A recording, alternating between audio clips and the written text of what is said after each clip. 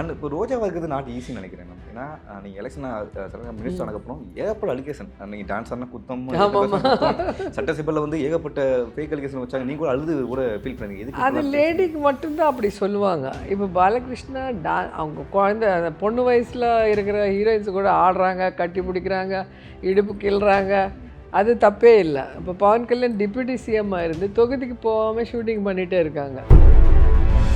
Chiranjeevi sir central மினிஸ்டராக பண்ணார், party PRP வச்சார், அவர் பார்ட்டி மெர்ஜ் பண்ணார், அவரும் ஆக்ட் பண்ணிட்டுருக்காரு. இவன் தப்பு இல்லை. ஆனால் ரோஜா நடித்தா தப்பு. 2.5 வருஷம் ஆக போகுது கவர்மெண்ட் வந்து அவர் டிப்யூட்டி சிஎம் ஆகி. இன்னும் அதை பற்றி எனக்கு தெரியாது, ஆனால் அதை பற்றி எனக்கு வச்சு அவகாகன லேதுன்னு அழகாக தெலுங்கில் சொல்கிறாரு.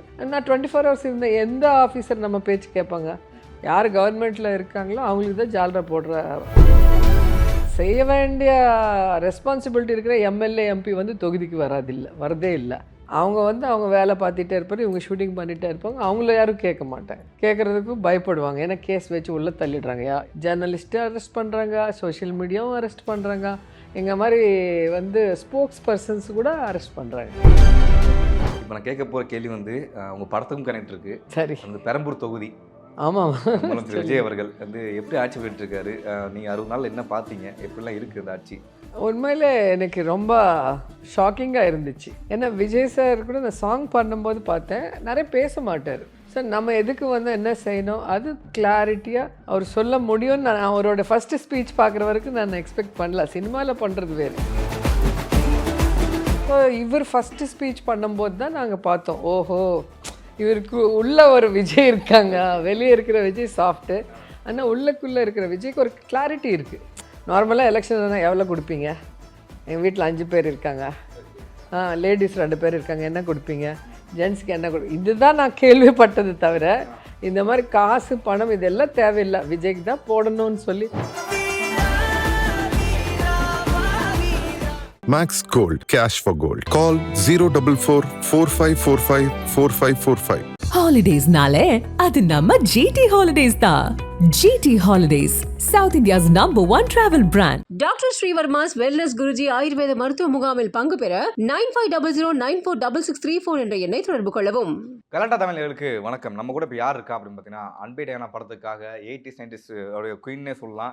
அது வந்து செம்பருத்தியில் பூத்த ரோஜா பூன்னே சொல்லலாம். ரோஜா மேம் வணக்கம். வணக்கம் வணக்கம். எப்படி இருக்கீங்க? சூப்பராக இருக்கு. நல்லா இருக்கேன், நான் நல்லா இருக்கேன். நானே சொல்லிக்கிறேன் மேம் நல்லா இருக்கேன். அண்ட் சொல்லுங்கள், அன்பே டயானா படம் வந்து எப்படி வந்திருக்கு? திரும்ப வந்து ரொம்ப நாள் கழிச்சு நினைக்கிறேன் அந்த ரிலீஸ் பண்ணி, ரொம்ப வருஷம் கழிச்சு, ரொம்ப வருஷம் கழிச்சு திரும்ப ரீஎன்ட்ரி கொடுத்துருங்க. அப்படின்றப்போ என்ன ஃபஸ்ட்டு ஓகே இந்த கதையை கேட்டப்போ ஓகே நடிக்கலாம் அப்படின்னு தோணுச்சு உங்களுக்கு? ஆக்சுவலாக நான் கண்டினியூஸாக பாலிட்டிக்ஸில் இருந்தேன், எம்எல்ஏ இருந்தேன், மினிஸ்டராக இருந்தேன், பிஸியாக இருக்கிறதுனால படம் பண்ணணும்னா அதுக்கு டைம் கொடுத்து பண்ண முடியல. ஸோ இப்போ வந்து எம்எல்ஏவை தோற்றிட்டேன். ஸோ நான் கரெக்டாக கடவுள் ஒரு டைம் கொடுத்துருக்காங்க என்னோடய லைஃப்பில், எனக்கு பிடிச்சது பண்ணுறதுக்கு மறுபடியும் ஒரு சான்ஸ் கொடுத்துருக்காங்க. ஸோ இவ்வளோ நாள் சர்வீஸில் ஒரு செல்ஃப் சாட்டிஸ்ஃபேக்ஷன் கிடைச்சது. இப்போ ஆர்டிஸ்ட்டாக என்னோடய மனசுக்கு பிடிச்ச ஒரு ப்ரொஃபஷன் இது. ஸோ படம் நடிக்கலாம்னு நினைக்கும்போது எனக்கு ஒரு நல்ல கேரக்டர்ஸ் லெனின் பாண்டியன் வந்தது.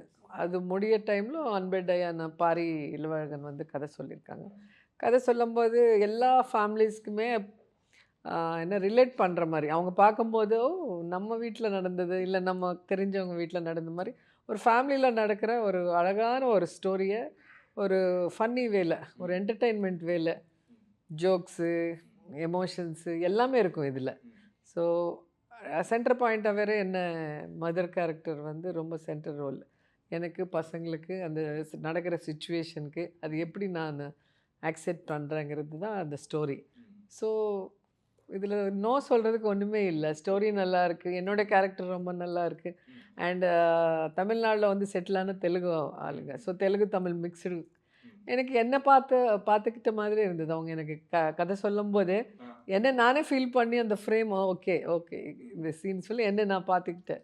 எது அதிகமாக கனெக்ட் ஆச்சு சீன் அடிக்கும் போது? எனக்கு அப்படியே எங்கள் வீட்டில் இருந்த மாதிரி இருந்துச்சு. ஏன்னா ப்ரெஸ் மீட்லேயே சொல்லியிருந்தீங்க பர்சனல் வாழ்க்கையில் கனெக்ட் ஆச்சு அப்படிங்க. அப்படிப்போ ஆமாம், இப்போ என் வீட்டில் செல்வா எப்படி என் கூட பேசுவார், அப்புறம் பசங்களோட சேர்ந்து அவங்க எப்படி பிளான் பண்ணி என்ன ஒரு விஷயம் எனக்கு பிடிக்கலன்னா கூட என்னை ஆக்செப்ட் பண்ணுறதுக்கு அழகாக அவங்க எப்படி ஒரு பிளான் பண்ணுவாங்க, அதெல்லாம் இதில் இருக்கும் அந்த மாதிரியே. ஸோ ஃபேமிலியோட எமோஷன்ஸ் தானே. இப்போது ஒன்று இது எனக்கு பிடிக்கலன்னா கூட சரி எல்லாருக்கும் பிடிக்கும்போது அது கரெக்டுன்னு தோணும்போது நான் கூட எனக்கு பிடிச்சாலும் பிடிக்கலன்னா எப்படி அக்செப்ட் பண்ணுவேன்னா அந்த மாதிரி தான் இதில் சில விஷயங்கள் இருக்கும். டேய் உங்கள் அம்மாவுக்கு இது பிடிக்காதுடா, உங்கள் அம்மா ஒத்துக்காதுன்னு சொல்லுவாங்க ட்ரெய்லரில் பார்த்தீங்கன்னா. அந்த அம்மா கிட்ட எப்படி அக்செப்ட் பண்ண வச்சாங்கங்கிறது ஒரு என்டர்டெயின்மெண்ட்டில் காமிச்சாங்க. ஒரு சின்ன பையன் இருக்குது போட்டி விடுற கேரக்டரு. இதில் வீட்டில் பாப்பா இருக்குது. ஸோ பையன் மேலே பொண்ணு, பொண்ணு மேலே ரெடியாக வெயிட் பண்ணிகிட்டே இருப்பாங்க. டாம் அண்ட் ஜெர்ரி மாதிரி. ஏதாவது ஒன்று கிடச்சிச்சின்னா மாட்டி விட்டுடுவாங்கல்ல. அது பசங்க நம்ம கூட அப்படி தான். ஸோ அந்த இது எல்லாமே பார்க்கும்போது எனக்கு அந்த ஞாபகங்கள். ஸோ எனக்கு என்ஜாய் பண்ணி நடிச்சிருக்கேன் இந்த கேரக்டர். ஆனால் நீங்கள் ரியல் லைஃப் டைனாக நினைக்கிறேன் மேம். ஏன்னா செங்கல்பட்டு பையன் சார் நம்மளுடைய டேரக்டர் சார் செல்வமணி சார், நீங்கள் வந்து ஆந்திரா அப்படிங்கிறப்போ உங்கள் வீட்டில் நடந்துச்சா? வந்து ஓகே ஒத்துக்க வைக்கிறதுக்கு பல கஷ்டம் இருந்துச்சா? என் வீட்டில் அந்த இது இல்லை. என்னென்னா ஆல்மோஸ்ட்டு நான் ஃபஸ்ட்டு படம் நடிக்க வரும்போதே இந்த கேப்டன் பிரபாகர் ரிலீஸ் ஆயிருந்தது. எங்களுக்கு டிக்கெட் கொடுத்து படம் பார்க்க சொல்லியிருந்தாங்க. நீங்கள் முதல் டைரக்டரோட படம் பார்த்தா தான் டைரக்டர் என்னன்னு உங்களுக்கு புரியும். அப்போ தான் நீங்கள் நடிக்கும்போது உங்களுக்கு ஒரு இது இருக்குன்னு சொல்லிட்டு அனுப்பியிருக்காங்க அன்றைக்கி. படம் பார்க்கும்போது அந்த பேர் போட்டாலே ஒரு தியேட்டர் அதிரிச்சு. அப்போ தான் எங்களுக்கு பிடிச்சி ஓகே பெரிய டைரக்டர். ஸோ இந்த படம் நல்லா வந்தால் நமக்கு ஒரு சினிமாவில் ஒரு நல்ல லைஃப் வரும்னு அன்றைக்கே ஒரு மைண்டில் ஃபிக்ஸ் ஆகிட்டோம்ல. ஸோ அதே மாதிரி செல்வா வந்து ஃபஸ்ட்டு ஷெட்யூலே அவருக்கு லவ் ஆயிடுச்சு. ஆனால் ஒரு 2வது 3rd ஷெட்யூலில் இப்போது சொல்லியிருக்காங்க. எங்கள் அப்பா அம்மா கிட்ட போய் சொல்லியிருக்காங்க, உங்கள் பொண்ணு எனக்கு பிடிச்சிருக்கு, ஸோ கல்யாணம் பண்ணலான்னு நினைக்கிறேன் அப்படின்னோடனே எங்கள் அம்மா அப்பா சொன்னாங்க, எங்கள் பெரிய பையனோடு தான் ஃபைனல் இது, எங்கள் வீட்டில் எது இருந்தாலும் அவனுக்கு சொல்லி அவன் ஓகே பண்ணதான் பண்ணுவேன். ஆக்சுவலி எங்கள் அண்ணாவுக்கு வந்து ரொம்ப அந்த கேஸ்ட் ஃபீலிங், எங்கள் கேஸ்ட்டில் எங்கள் ஆளுக்கு தான் கொடுக்கணுங்கிற ஒரு ஆள் அவர். அவரே வந்து ஓகே சொல்கிற அளவுக்கு செல்வாக்கு வந்து அந்த நல்ல பேர். சினிமாவில் இருந்தானா நார்மலாக பொண்ணு கொடுக்க மாட்டாங்கன்னு சொல்லுவாங்க. யாரோ ஒருத்தர் தப்பு பண்ணதுக்கு எல்லாரையும் அந்த இதில் கணக்கில் போட்டுடுவாங்க. ஆனால் செல்வாவை பார்க்கும்போதே வீட்டில் எல்லாருக்குமே ஒரு நல்ல பையன், ஒரு நல்ல ஃபேமிலி அவங்களது கூட. ஸோ கொடுத்தா நம்ம பொண்ணு நல்லா இருக்கும்னு நினச்சாங்க. ஓகே சொன்னாங்க. ஆனால் விதி விளையாடிச்சு 11 இயர்ஸு. ஏன்னா அதிரடி படம் பண்ணோம் எங்கள் அண்ணா அவங்கள. நம்ம வந்து நம்பி எல்லோரும் இருக்காங்க. நம்ம வந்து கல்யாணம் பண்ணி போயிட்டா. ஸோ எங்கள் அம்மா வாலண்டரி ரிட்டையர்மெண்ட் எடுத்துகிட்டு எனக்காக வந்துட்டாங்க. எங்கள் அண்ணா வந்து காலேஜ் டிகிரி முடிச்சுட்டு எங்கூடவே ஷூட்டிங் வர்றதுக்கு ஏன்னா கேர்ள் பேபினால எனக்கு செக்யூரிட்டிக்காக எங்கள் அண்ணா தான் இருந்துட்டார். நம்ம கூட இருக்கணும் சொல்லி இப்போ அவங்கள நம்ம விட்டுட்டு போகக்கூடாது. ஒரு படம் பண்ணி அவங்கள செட்டில் பண்ணலான்னு அதிரடி படையாக ஆரம்பித்தோம். ஆனால் விதி வந்து நிறைய ஆக்சிடெண்ட் ஆகி நிறைய நாள் ஆயிடுச்சு. ஸோ நிறைய நாளில் வந்து எங்களுக்கு ஃபைனான்ஷியல் க்ரைசிஸ் வந்தது. ஸோ அதெல்லாம் இது பண்ணிவிட்டு கல்யாணம் பண்ணுறதுக்கு 11 இயர்ஸ் ஆயிடுச்சு. ஆனால் அது ஒரு நல்ல டைம் ஒருத்தர் பற்றி ஒருத்தர் தெரிஞ்சுக்கிறதுக்கு. உண்மையான காதலா இல்லை அட்ராக்ஷனா, இன்ஃபேக்சுவேஷன் சொல்லுவாங்கல்ல அந்த மாதிரியா இல்லை ஒரிஜினல் லவ்வாங்கிறது தெரிஞ்சுக்கிறதுக்கு ஒரு நல்ல டைம் இருந்தது. ஸோ 11 இயர்ஸ் என்னோடய ஸ்ட்ரகிளிங் பீரியடில் எனக்கு சப்போர்ட்டிவாக இருந்த செல்வா மேலே ஒரு நம்பிக்கை வந்தது எனக்கும். ஸோ அதான் நான் இப்போ சொல்லுவேன், நான் உனக்கு 11 இயர்ஸ் டைம் கொடுத்தேன் ஓடி போகிறதுக்கு, நீ போகல, நான் தான் வேணும்னு நினச்சேன்னு சொல்லுவேன். எப்போ சண்டை போட்டு இருந்தேன். பட் இப்பயும் சரிமா சாரிமான்லாம் இருக்காரா? ஏன்னா அவ்வளோ தத்துவத்தை அழகாக ஒரு மேடவை சொல்லிட்டு போயிட்டாரு. ஆமாம், சண்டை போட்டால் சரிமா சாரிமான்னு கேட்டு போயிருக்காரு. எப்பவுமே அப்படி தான். இப்போ 2 பேருக்குமே அந்த இது இருக்கணும். இப்போது அவர் கோவம் வரும்போது நம்ம பொறுமையாக இருந்து அப்புறமா டிஸ்கஸ் பண்ணோம். கோபத்தில் டிஸ்கஸ் பண்ணால் வார்த்தைக்கு வார்த்தை வந்துடும், ஈகோஸ் கிளாஷ் ஆகி பிரியறதுக்கு ஒரு இது வரும். எந்த ஃபேமிலி ஆனாலும், அது பணக்கார ஃபேமிலியாக இருந்தாலும் எல்லா ஃபேமிலியாக இருந்தாலும். ஸோ ஒருத்தர் கோவம் வரும்போது அந்த டைமில் சைலண்ட்டாக இருந்துட்டு அதுக்கப்புறம் அவங்க வந்து அந்த எமோஷன்லேருந்து வெளியே வந்ததுக்கப்புறம் உட்காந்து டிஸ்கஸ் பண்ணால் எந்த இஷ்யூ ஆனாலும் செட்டில் பண்ண முடியும் சண்டை வராமல். எமோஷனில் பேசுனா அது வேறு விதமாக டைவெர்ட் ஆகிடும், இஷ்யூட் ஆகிடும். அதுதான் அவர் சொன்னார், அழகாக சொன்னார். எனக்கு சூப்பர். உங்களோட ஒரு சூப்பர் குவாலிட்டி பார்த்தேன். நீங்கள் ஸ்டார்டிங் பேசும்போது சொன்னீங்க, நான் தோத்துட்டேன், எம்எல்ஏ தோத்துட்டேன் அப்படின்னு. நிறைய பேர் சொல்ல மாட்டாங்க. ஓகே, மக்கள் மேலே பழி போடுவாங்க, அவங்க ஓட்டு போல சரியாக தேர்ந்தெடுக்கல. நீ எதாக இருந்தாலும் ஓப்பனாக பட்டுன்னு பேசுவீங்க மேம். ஏன்னா நான் ஃபேன்ஸ் மீட் இதுக்கு மாதிரி பண்ணியிருக்கோம், ஓகே, அது வந்து அவார்ட்ஸ் பண்ணியிருப்போம். எதாக இருந்தாலும் ஓப்பனாக பட்டுன்னு பேசுவீங்க மேம், என்ன காரணம்? தெரியல, சின்ன வயசுலேருந்து அப்படி தான். என்ன எனக்கு பட்டுச்சோ அதுதான் சொல்லுவேன். சார்ட் இன்டர்வியூ நிறைய பேர் சொல்ல தயங்குவாங்க, நான் தோத்துட்டேன் அப்படின்னு சொல்ல தயங்குவாங்க. இப்போ நீங்கள் ஓப்பனாக சொல்கிறீங்களே மேம். அது ஈகோ இருக்கும் மைண்டில், ஒத்துக்கிறதுக்கு அந்த ஈகோ ஒத்துக்காது. எனக்கு முதல்லேருந்து அந்த மாதிரி ஈகோ எப்போ இல்லை. இப்போ கூட நான் ஃபஸ்ட்லவே 2 வாட்டி தோத்தேன் இல்லையா? அப்படின்னா 2004 தோத்துட்டேன், 2009 தோத்துட்டேன். அப்படின்னு நான் வீட்டுக்கு போகலையே. வீட்டுக்கு போயிருந்தால் நான் ஃபெயில்யூராக இருந்திருப்பேன். ஆனால் நான் வந்து கஷ்டப்பட்டு ஆல்மோஸ்ட் 2 தெலுங்கு ஸ்டேட்டில் அப்போ ஒரே ஸ்டேட்டாக இருந்தது. ஃபுல்லாக ஒர்க் பண்ணி எனக்குன்னு ஒரு தனி இமேஜ் கொண்டு வந்து லீடர்ஸ் எனக்கு ஒர்க் பண்ணி இவங்க எம்எல்ஏ ஆனால் நமக்கு நல்லது நடக்கும்னு சொல்லி அந்த ஒரு நம்பிக்கை க்ரியேட் பண்ணி நான் வந்து ஜெயிச்சு அது நான் அவங்க என்ன நம்பிக்கை வச்சுருக்காங்க அது 100% நான் ஒர்க் பண்ணியிருக்கேன். ஸோ லாஸ்ட் எலெக்ஷன் எப்படி தோத்துதுன்னா அது நிறைய காரணங்கள் இருக்குது. அதை பற்றி டிஸ்கஸ் பண்ணால் அது ஒரு எபிசோடே பண்ணலாம். ஏன்னா ஜெகன்மோகன் ரெட்டி மாதிரி இது வரைக்கும் ஆந்திர பிரதேஷில் எந்த சிஎம் ஏழைகளுக்காக யோசனை பண்ணதும் இல்லை, செஞ்சதும் இல்லை. அவர் மட்டும்தான் செஞ்சார். அப்படிப்பட்ட அவர் வந்து இன்றைக்கி சிஎம் ஆக முடியலன்னா அதுக்கு நிறைய காரணங்கள் இருக்குது. நல்லது செஞ்சால் எப்படி தோத்துட்டாங்கன்னா அதுக்கு ப்ரூஃப்ஸ் இருக்குது. ஜனங்களுக்கு தெரியுது, இப்போது தெரிஞ்சு அவங்களும் ஃபீல் பண்ணுறாங்க. ஸோ இனிமேல் அந்த தப்பு நடக்காமல் அடுத்த வாட்டி கண்டிப்பாக ஜெகன் சார் வருவார். மறுபடியும் ஏபி வந்து சக்ஸஸ்ஃபுல்லாக முன்னுக்கு போகும். அண்ட் இப்போ ரோஜாவாக இருக்கிறது நாட் ஈஸின்னு நினைக்கிறேன் மேம். ஏன்னா நீங்கள் எலெக்ஷன் மினிஸ்டர் ஆனதுக்கப்புறம் ஏகப்பட்ட அலிகேஷன், நீங்கள் டான்ஸ் ஆனா குத்தம், ஆமாம். சட்டசபையில் வந்து ஏகப்பட்ட ஃபேக் அலிகேஷன் வச்சாங்க. நீங்கள் கூட அழுது கூட ஃபீல் பண்ணீங்க. எதுக்கு அது லேடிக்கு மட்டும்தான் அப்படி சொல்லுவாங்க. இப்போ பாலகிருஷ்ணா அவங்க குழந்தை அந்த பொண்ணு வயசில் இருக்கிற ஹீரோயின்ஸ் கூட ஆடுறாங்க, கட்டி பிடிக்கிறாங்க, இடுப்பு கிள்றாங்க. அது தப்பே இல்லை. இப்போ பவன் கல்யாண் டிப்யூட்டி சிஎம் இருந்து தொகுதிக்கு போகாமல் ஷூட்டிங் பண்ணிகிட்டே இருக்காங்க.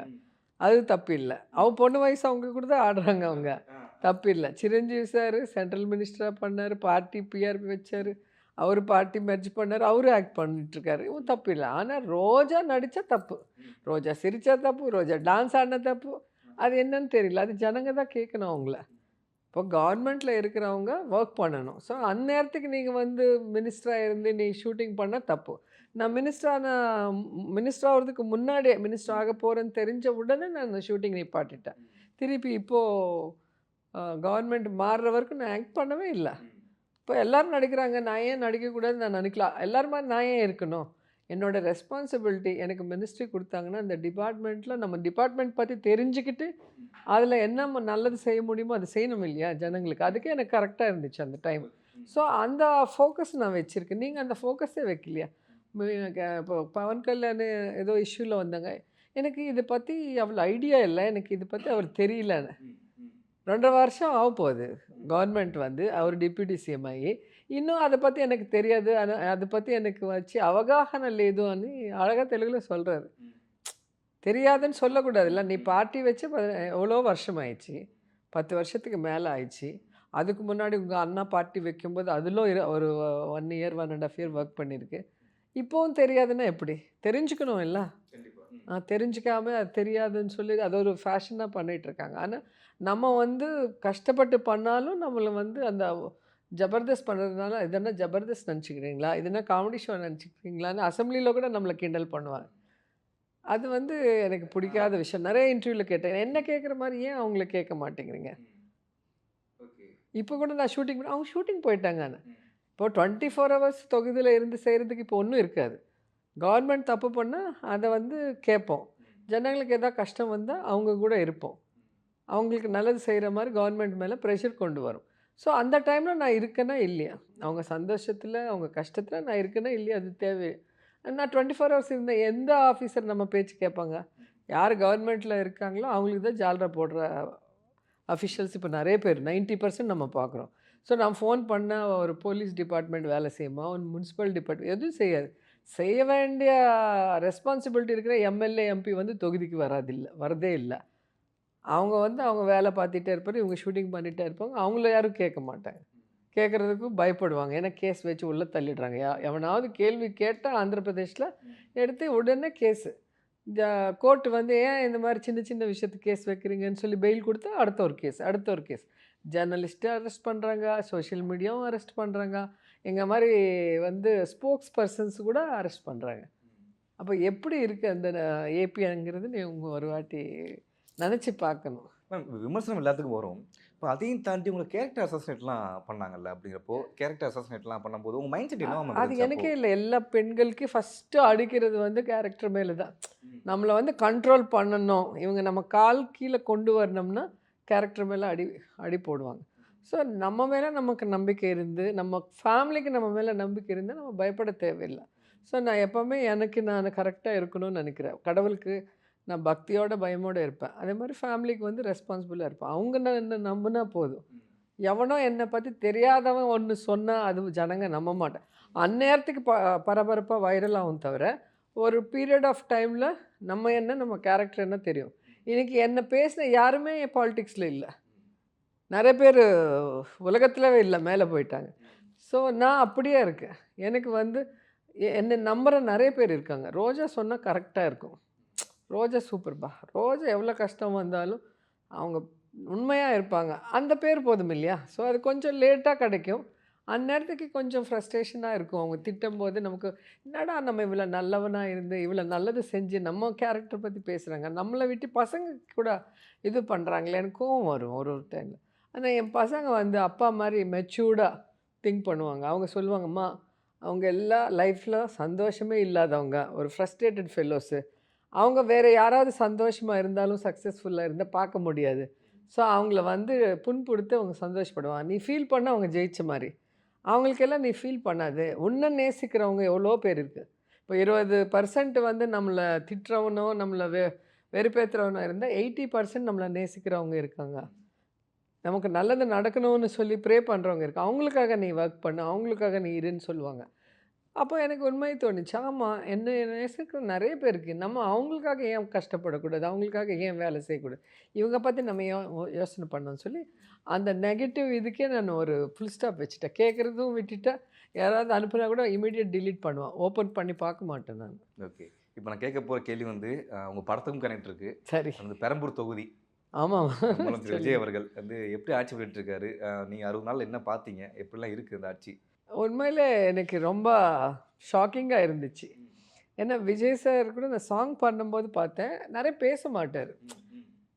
என்ன சொல்ல, ரொம்ப டாக்கிட்டிவாக இருக்க மாட்டார். அவர் தனியாக சேர் போட்டுட்டு அவர் வேலை உண்டு, அவர் உண்டு. ஷார்ட்டுக்கு வந்து ஷார்ட் வர நேரத்தில் ஷார்ட்டில் வந்து கலகலப்பாக இருப்பாங்க. இப்படி சைலண்ட்டாக இருக்கிறவங்க பாலிடிக்ஸில் எப்படி சக்ஸஸ் ஆவார்? சிஎம் கேண்டிடேட் ஒரு பார்ட்டி வைக்கிறாங்க, நிறைய பேசணும், நிறைய பேர் நம்மளை எவ்வளோ சொல்லுவாங்க, அதெல்லாம் எடுத்துக்கிட்டு ஜனங்களுக்கு என்ன சொல்லணுமோ அது மட்டும்தான் சொல்லணும். எல்லாத்துக்கும் கவுண்டர் கொடுக்க முடியாது இல்லையா? அவன் ரேஞ்சுக்கு நம்ம இறங்க முடியாது. அவனோ நம்ம திட்டினான்னு திருப்பி திட்ட முடியாது. ஸோ நம்ம எதுக்கு வந்து என்ன செய்யணும் அது கிளாரிட்டியாக அவர் சொல்ல முடியும்னு நான் அவரோட ஃபஸ்ட்டு ஸ்பீச் பார்க்குற வரைக்கும் நான் எக்ஸ்பெக்ட் பண்ணல. சினிமாவில் பண்ணுறது வேறு. ஏன்னா பாலகிருஷ்ணாவும் பார்த்துருக்கோம், சிரஞ்சீவி, பவன்கே எல்லாரும் பார்த்துருக்கோம். சினிமாவில் பார்த்தா அவங்க டயலாக்ஸ்க்கு எவ்வளோ ஃபேன்ஸ் இருக்காங்களோ, அவங்க ஸ்டேஜ் ஏறி பேசினா அவ்வளோ கேவலமாக பேசுவாங்க. அவங்களுக்கு பேச தெரியாது. அந்த நல்லா பேசுகிறதுல ஜூனியர் என்டிஆர் நல்லா பேசுவார். அப்போது ஒரு எலெக்ஷனில் அவர் பிரச்சாரம் பண்ணியிருந்தார். அப்போ பார்த்தோம் நாங்கள். ஸோ இவர் ஃபஸ்ட்டு ஸ்பீச் பண்ணும்போது தான் நாங்கள் பார்த்தோம், ஓஹோ இவருக்கு உள்ள ஒரு விஜய் இருக்காங்க, வெளியே இருக்கிற விஜய் சாஃப்ட்டு, ஆனால் உள்ளுக்குள்ளே இருக்கிற விஜய்க்கு ஒரு கிளாரிட்டி இருக்குது. அவர் என்ன செய்ய போகிறாரு, என்ன செய்யணும்னு நினைக்கிறாரு, அவருக்கு ஜனங்களுக்காக என்ன ஒரு பிளான் பண்ணியிருக்காங்க நல்லது செய்யணும்னு, அது கிளாரிட்டி கொடுத்துட்டார் அவர். ஸோ நான் நிறைய இன்டர்வியூவில் என்னை கேட்கும்போது நான் அதான் சொன்னேன், அவர் வந்து நல்ல எண்ணத்தோடு வந்தால் ஜனங்க அதை வந்து கண்டுபிடிச்சிடுவாங்க. அது எப்படி கண்டுபிடிக்கும் எனக்கும் தெரியாது. அது மைண்ட் செட் மாதிரி ஒரு வேவ் மாதிரி ஓட்டு போடுவாங்க பார்த்தீங்களா, அதே தான் அது. நம்மளை வந்து ஜட்ஜ் பண்ணுறதுக்கு நிறைய இஷ்யூஸ் பார்த்துட்டே இருப்பாங்க. ஏதோ ஒரு இஷ்யூவில் அவங்க கனெக்ட் ஆகிடுவாங்க ஜனங்க. ஸோ அதே மைண்ட் செட்டில் எல்லோரும் இருப்பாங்க, ஓட்டர்ஸ் எல்லாம். அது ஒரு வேவ் மாதிரி ஓட்டு போடுவாங்க. அதே தான் விஜய் இஷ்யூவில் நடந்தது. ஏன்னா இந்த காலகட்டத்தில் இவ்வளோ பெரிய ஸ்ட்ராங்கஸ்ட்டு ஓல்டஸ்ட் பார்ட்டி இருக்கும்போது அவங்க இல்லாமல் ஒரு புது பார்ட்டிக்கு ஒரு வாய்ப்பு கொடுக்கணும்னு சொல்லிட்டு காசு, அப்புறம் தண்ணி, இதெல்லாம் கூட பக்கத்தில் வச்சுட்டு விஜய்க்கு தான் போடணும்னு ஒரு ஃபிக்ஸ் ஆகிட்டாங்கல்ல. அது எவ்வளோ பெரிய விஷயம். நார்மலாக எலெக்ஷன் எவ்வளோ கொடுப்பீங்க? எங்கள் வீட்டில் 5 பேர் இருக்காங்க, லேடிஸ் 2 பேர் இருக்காங்க, என்ன கொடுப்பீங்க? ஜென்ஸுக்கு என்ன இதுதான் நான் கேள்விப்பட்டது தவிர இந்த மாதிரி காசு பணம் இதெல்லாம் தேவையில்லை, விஜய்க்கு தான் போடணும்னு சொல்லி ஒரு முடிவோடு போட்டாங்கன்னா எவ்வளோ நம்பிக்கை இருக்கணும். ஸோ அது ஒரு பெரிய வெற்றி விஜய்க்கு கிடச்சிது. ஏன்னா நான் பார்த்து அங்கே என்டிஆருக்கு அப்புறம் இங்கே ஜெயலலிதாவுக்கு அப்புறம் சினிமா இண்டஸ்ட்ரியிலேருந்து நிறைய பேர் வந்திருக்காங்க பாலிடிக்ஸ்க்கு. சில பேர் எம்எல்ஏ எம்பி கூட ஆக முடியல, சிஎம் ஆகிறது அது செகண்டரி. ஆனால் விஜய் ஸ்ட்ரைட்டாகவே சிஎம் ஆகிறதுங்கிறது அவரோட லைஃப்பில் ஸ்டெப் பை ஸ்டெப்பு அவங்க ஹார்ட் ஒர்க்கு, அவங்களோட பிஹேவியரு எல்லாமே ஜனங்க வந்து ஃபாலோ பண்ணியிருக்காங்க. அதனால தான் ஒரு நம்பிக்கையோடு ஓட்டு போட்டிருக்காங்க. ஸோ ஓட்டு போட்டதுலேருந்து உடனே இது அக்ஷய பாத்திரம் கிடையாதுல்ல இப்படி உடனே செய்கிறதுக்கு. ஸோ 6 months டைம் கொடுக்கணும். அதுக்குள்ளே நிறைய பேருக்கு நிற்க முடியல. இன்டர்வியூ பார்க்கும்போது எனக்கு சிரிப்பாக இருக்கும். பார்ட்டி வைக்கும்போது இவனுக்கு யார் ஓட்டு போடுவாங்கன்னுவாங்க. எலெக்ஷன் அப்போ வந்து இவனே ஜெயிக்க மாட்டான்னுவாங்க. கவுண்டிங் அப்போ வந்து 10 சீட்டு கூட வராதுன்னுவாங்க. இப்படி சிஎம் வந்து எது பண்ணாலும் தப்புன்னு சொல்கிறாங்க. தப்பு கண்டுபிடிக்கிறதுக்கு தப்பாக ஏதோ ஒன்று பேசுகிறதுக்குனே அது வாய்ப்பு யூஸ் பண்ணுறாங்க தவிர ஒரு நல்ல அட்வைஸ் கொடுங்க. இது பண்ணால் நல்லாயிருக்கும் விஜய், இது பண்ணால் ஒரு டிஃப்ரெண்ட்டாக இருக்கும், இது லேடிஸ்க்கு ஹெல்ப்ஃபுல்லாக இருக்கும், இது பண்ணுங்க. அந்த மாதிரி ஒருத்தங்க கூட பேசுகிறது நான் பார்க்கவே இல்லை. ஆல்மோஸ்ட் திட்டுறதுக்குன்னே டிவி முன்னாடி உட்காந்துருக்காங்க நிறைய. அது வந்து ஒரு கொஞ்சம் கஷ்டமானது தான். ஏன்னா சினிமா ஃபீல்ட்லேருந்து வந்தவங்களுக்கு நார்மலாகவே ஒரு ஜெலஸ் ஃபீல் பண்ணுவாங்க. அவங்களுக்கு இருக்கிற க்ரேஸு, மீடியா அட்டென்ஷன் பார்த்துட்டு பொலிட்டிக்கலாக இருக்கிறவங்களுக்கு அது ஒரு மனசுறுத்தல் இருக்கும். ஸோ அது விஜய் பார்த்தா நிறைய இருக்குது. ஏன்னா சிஎம்மாக டைரெக்டாக ஆனது வந்து நிறைய பேருக்கு ஏற்றுக்கிறது கஷ்டமாக இருக்குது. ஆனால் அவர் வந்து அவர் சொன்ன மாதிரி அவர் வந்து ஸ்டெப் பை ஸ்டெப்பாக அவர் சிஎம்மாக சைன் பண்ணதுலேருந்து பார்த்தா ஒரு பொலிட்டீஷியனாக இல்லாமல் ஒரு வீட்டில் ஒரு பையனாக அந்த வீட்டுக்கு என்ன தேவை, எல்லா வீடு இது என் பையன் சிஎம்மானா எப்படி இருக்குன்னு ஃபீல் பண்ணுற மாதிரி அவர் வந்து நடந்துகிட்டே இருக்காங்க ஸ்டெப் பை ஸ்டெப். அது இப்போ அவர் கொடுத்த ப்ராமிசஸ் எல்லாம் கூட ஒன்றா பண்ணிகிட்டே வந்தாங்கன்னா இந்த 5 years ஸ்ட்ராங் பொலிட்டிஷியனாக மெர்ஜ் ஆகிடுவாங்க. ஓகே மேம், இப்போ மூத்த அரசியல்வாதியாகவும் அண்ட் வந்து ஒரு அட்வைஸாக அவங்க கேட்குறேன், இது எப்படி நீங்கள் பார்க்குறீங்கன்னா தமிழ்நாடு அரசியலாக வந்து நீங்கள் ஃபாலோ பண்ணிட்டுருக்கீங்கனால விமர்சனங்களை தாண்டி, அதாவது அவங்க கொண்டு வர அறிக்கை விமர்சனங்களை தாண்டி நிறைய பர்சனல் வந்து இருக்கிறாங்க அப்படின்னு அது ரொம்ப மோசம். அதை நீங்கள் பார்ப்பீங்களா? நீங்கள் ஏன் இதெல்லாம் பர்சனலாக தான் இருக்கிறீங்க, அது ஒரு பர்சனல் என்னைக்கா நினச்சிருக்கீங்களா, உங்களுக்கு தோணிருக்கா?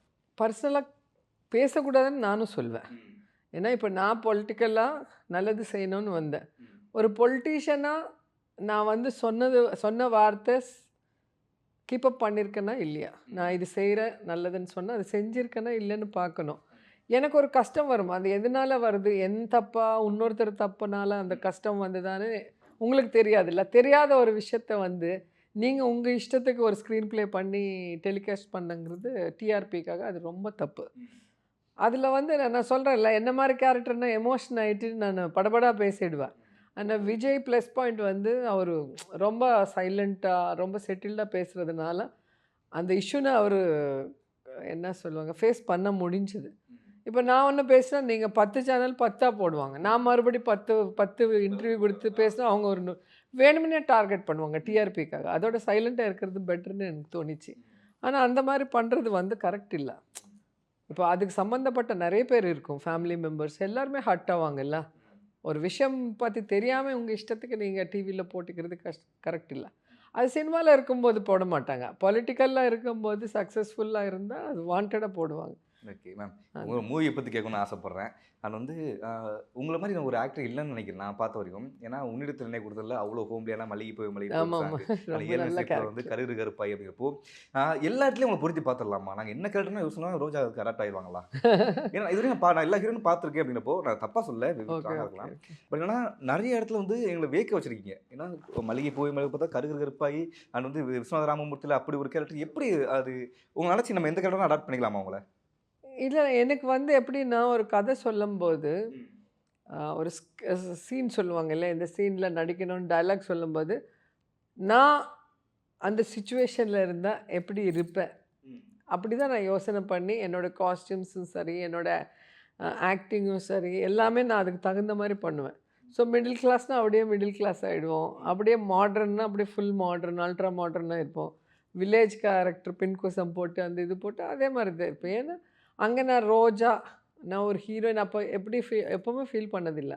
அந்த கேரக்டரில் நான் அந்த சுச்சுவேஷனில் இருந்தால் என்ன பண்ணுவேன் அதுதான் பண்ணுவேன். ஸோ அதனால் பார்க்கும்போது உங்களுக்கு அந்த கேரக்டராகவே தெரியும்.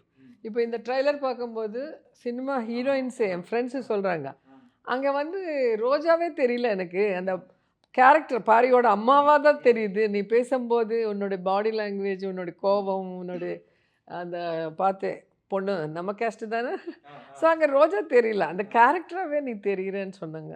ஸோ அதுதான் என்னோட சக்ஸஸ் சீக்ரெட் நினைக்கிறேன் நான். மேம் இந்த ஏதோ ஒரு பாட்டு அந்த என் காதல் கேட்குங்கிற மாதிரி மாண்டேஜ் இருக்கும், எப்படி அதை ஷூட் பண்ணீங்க நீங்கள்? ஹாண்டிங்காக இருக்கும் அந்த பாட்டு கேட்டாலே ரொம்ப நல்லா இருக்கும். நம்ம நாஸ்டாலஜி மெமரிஸ் தான். எப்படி ஷூட் பண்ணி அது? ஏன்னா 2 பேரும் வந்து பாடுவீங்க நடப்பீங்க இதே மாதிரி தான் போய்கிட்டு இருக்கிறப்போ, ஆனால் அந்த பாட்டு வந்து அவ்வளோ எங்கேஜ் ஆகுங்கிறப்போ எப்படி ஷூட் பண்ணீங்க, என்ன மாதிரி? நான் வந்து பிரபுதேவா சார் கூட டான்ஸ் ஆடி பார்த்துருக்கேன். அந்த மாதிரி சைலண்ட்டாக பண்ணுறது ரொம்ப கஷ்டம் ஆக்சுவலாக. அது விக்ரமன் சாருக்கு தான் தேங்க்ஸ் சொல்லணும். ஏன்னா அவ்வளோ சாஃப்டாக அப்படி பார்த்துட்டே போகிறது, நடந்துகிட்டே போகிறது, சிரிச்சுட்டே போகிறது, அந்த மாதிரி பொறுமையாக பண்ணுறது வந்து அவரோட டேஸ்ட்டுக்கு அவர் தான் சொல்லி கொடுப்பாங்க. இப்படி வேணும்னா எனக்கு அப்படி வேணும். ஸோ நீங்கள் நிறைய டான்ஸ் ஆடிருக்கீங்க, நிறைய ட்ரெஸ்ஸஸ் போட்டு, நிறைய ஜுவல்லரி போட்டு, நிறைய மேக்கப் போட்டு பண்ணி, இதில் அது எதுவுமே வேண்டாம். ஒரு நார்மல் பெண்மணி எப்படி இருக்கும் அப்படியே எனக்கு வேணும்னு சொல்ல. அந்த படம் ஃபுல்லாகவே நீங்கள் பார்த்தீங்கன்னா ரொம்ப சிம்பிளாக ஆமா ஒரு ஆமா பக்கத்து வீட்டு பொண்ணு மாதிரி தான் இருப்பேன் நான். ஆமா ஸோ அது கிரெடிட்டு எவ்வளோ விக்ரமன் மாண்டேஜ் சாருக்கு. எடுத்துருவாங்க மேம் உங்களை வச்சு நிற்க சிரிக்க வச்சு நடக்க வச்சு எவ்வளோ மாண்டேஜ் எடுத்துருப்பாங்க உங்களை மட்டும் நிறைய எடுத்திருக்காங்க. சும்மா ஆனால் போய் வேஸ்ட்டாக சிரிக்கின்றோம். ஒரு ஷாட் கூட இருக்காது sir. Okay. Perfect screen play இருக்கும் ம் விக்ரமன் சார். செல்வா சார்னா அது 100 எடுப்பாங்க. அப்போ லவ்வில் இருந்தாங்க இல்லையா, ஓகே ஓகே விதவிதமாக ட்ரெஸ் நிறைய எடுப்பாங்க. ஆனால் அதில் நல்லதாக செலக்ட் பண்ணி கட் பண்ணி போடுவாங்க. சாங் பார்த்தீங்கன்னா உங்களுக்கு தெரியுமா, அதில் இது நிலா காய நேரம் அந்த ஒரு சாங்கு, அப்புறம் வந்து செலக்கு செலக்கு செய்யல அது சம்பரத்தில். ஸோ அந்த மாதிரி நிறைய ட்ரெஸ்ஸஸ் நிறைய இது பண்ணுவாங்க. இவங்க வந்து இந்த சிம்பிள் காட்டன் சேரீலோ அழகாக சிம்பிள் எக்ஸ்ப்ரெஷனோட வீட்டில் ஒரு சாங் இருக்கும். அப்புறம் நான் குழந்தையா இருந்து இப்போ வளர்ந்துருப்பேன், அம்பிகா மேம் கூட ஒரு சாங் இருக்கும். எல்லாமே மாண்டேஜ் ஷர்ட்ஸ் தான் மேக்ஸிமம் இருக்கும். இப்போ அன்பே டேனா வந்து ஃபேமிலி என்டர்டைன்மெண்ட் ஃபிலிம் வருதுன்னு வச்சுக்கோங்களேன். ஆனால் அப்போ வந்து நிறைய ஃபிலிம் வந்துச்சு. இப்போ விஸ்வநாத ராமமூர்த்தி ஆகட்டும், திருப்பதி ஏழுமலை வெங்கடேசா, இந்த மாதிரி ஃபன்னான அண்ட் வந்து குடும்பம் பார்க்குற படங்கள் வந்துச்சு. இப்போ அதை மிஸ் பண்ணிட்டீங்களா? அந்த மாதிரி இப்போ படங்கள் எடுக்க மாட்டேங்கிறாங்க, எதாவது மிஸ் பண்ணுறீங்களா?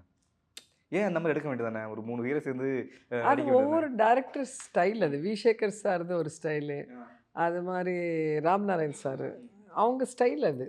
ஸோ அந்த ஸ்டைல் வேறு ஆள் எடுக்கணும்னு அது வராது. ஒவ்வொரு டேரக்டருக்கு ஒரு ஸ்டைல் இருக்கும். இப்போ விக்ரமன் சார்னா அந்த சாங்ஸு, அந்த பேக்ரவுண்ட் மியூசிக்கு, அந்த ஸ்டைலே போகும் எந்த படம் எடுத்தாலும். அதே மாதிரி இப்போ இவரது தான் எனக்கு ஷாக்கிங்கு. அதுக்கு முன்னாடி பார்த்த படம் பார்த்தா ஜமா. ஆமா, நான் கூட ஒரு கேள்வி கேட்டிருந்தேன் அந்த படம் பண்ணி அன்பே டயானா டைரக்ட் பண்ணி ஹீரோன்னா நிறைய பேர் எனக்கு ட்ரைலர் ஓப்பனிங் அன்னைக்கே ரொம்ப எங்களுக்கு ஆச்சரியமாக இருக்குப்பா. அவ்வளோ கான்ட்ராஸ்ட்டாக எப்படி உன்னால் பண்ண முடிஞ்சது ஸ்க்ரீன் ப்ளே, இந்த மாதிரி ஸ்டோரி எப்படி யோசனை பண்ண முடிஞ்சதுன்னு கேட்டுட்டு இருந்தாங்க. உண்மையில் அந்த கேரக்டர் பார்த்ததுக்கு அப்புறம் full and full performance oriented ஜாமா. இது வந்து full and full family entertainment. So எல்லாருக்குமே ஈக்குவல் கேரக்டர் கொடுத்துருக்காங்க. ஹீரோயின்லேருந்து மதர்லேருந்து ஃபாதர் பிரதர், ஒரு கோபி காமெடி இருக்குல்ல பெங்களூர் பாபா கேரக்டர், எல்லாருக்குமே மெயின் கேரக்டர். அப்படி அழகாக எழுத முடியாது. எப்போவுமே செல்ஃபிஷ்னஸ் இருக்குல்ல, நான் தான் டாமினேட்டிவாக இருக்கணும், நான் ஹீரோ அப்படி இருக்கும். அப்படி இல்லாமல் ஒரு அழகான ஃபேமிலியை சீன்ஸ் எல்லாருக்குமே சூப்பராக டயலாக்ஸ் எல்லாமே நல்லா பண்ணியிருக்காங்க.